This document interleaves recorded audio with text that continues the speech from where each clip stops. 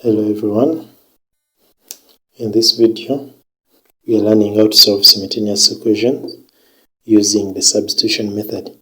In a previous video I showed you how to solve this question using the elimination method.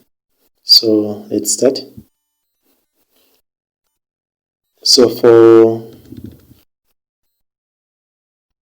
simultaneous equations using elimination method, so a substitution method, we have to label our equations with numbers.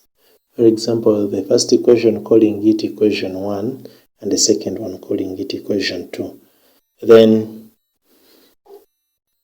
you make the subject in one of the equation for one letter. So let's make x the subject in the second equation, making x the subject in equation 2. So that will be x plus 4y plus 2 is equal to 0. We take this and that the other side. They are both positives, they will just become negative. So our x will equal to negative 4y minus 2. So we've made x the subject. Then after making x the subject, you substitute that value of x you've gotten, which is in terms of y, in the first equation. So our first equation is 2x minus 3y and then minus 7 is equal to 0. So where there is x, this is our value of x. Where there is x, substitute there that value. And that will give us 2 into negative 4y minus 2, and then minus 3y minus 7 is equal to 0. And then expand the brackets, that will be negative 8y, and then minus 4 minus 3y minus 7 is equal to 0. Collecting like terms, this and that will give us negative 11y, and this will give us 11 is equal to 0.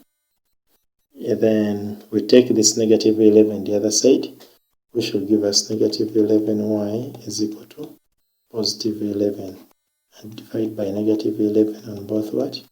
Sides. So our y will equal to negative 1. Now having gotten the value of y, you can use this, let's use the one we made the subject, this one here, to find the value of x. So our x is negative 4y minus 2. So x equals negative 4y minus 2. So substituting the value of y, where there is y, put there negative 1. And that will give you x equals negative 4 times negative 1 minus 2. Negative 2, 4 times negative 1 gives us positive 4. So we shall be having x equals to 4 minus 2, which is x equals to 2.